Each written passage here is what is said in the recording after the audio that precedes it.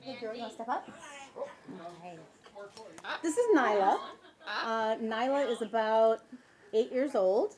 She is a hyacinth macaw. She's the largest macaw in the world, and she is very strong. With this beak, she can break open macadamia nuts, which are extremely hard to break open.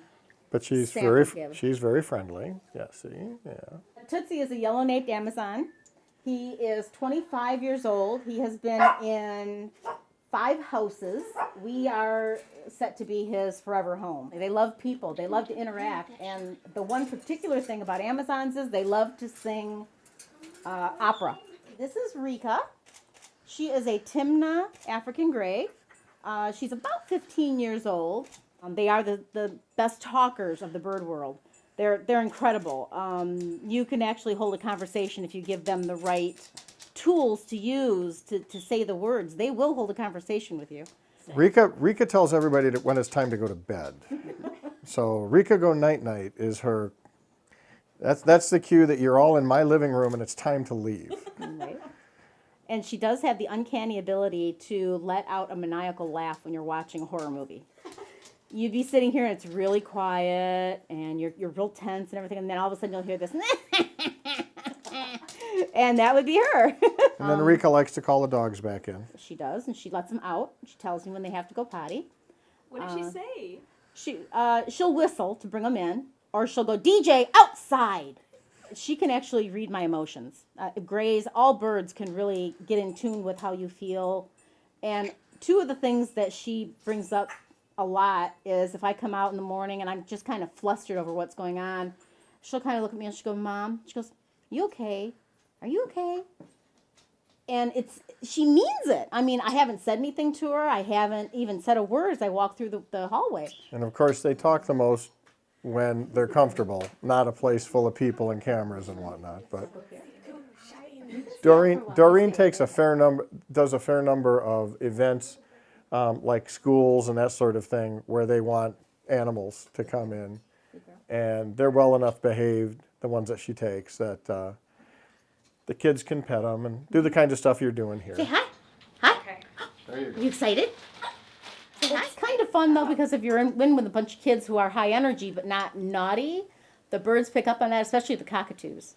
And they will get all fluffy. They'll put their wings up. They'll put their crests up, and they'll walk around, and they'll scream. And the kids just, that's the best thing in the world, introducing those kids to a bird who interacts with you, which is, it's really cool. So, and birds, when they're not healthy, one of the things that a lot of them do is they pluck. They'll pull out their feathers. So you can see a lot of feathers are little pin feathers on this guy rather than full flight feathers. Well, that's where plucking has happened, and the feathers are coming back in. But for them to stop plucking, they need to start feeling comfortable and loved and get a lot of attention. So yeah, most of the birds here actually came in looking pretty rough. Yeah.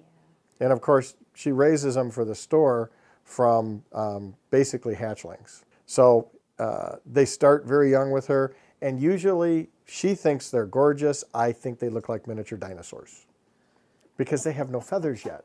So think big head, big leg. Think T-Rex ish, except that big. That's what they look like when she gets them. When they bond to a human, they bond hard. I mean, there's a bond that you just, it's like a baby. I mean, it's just like having a baby.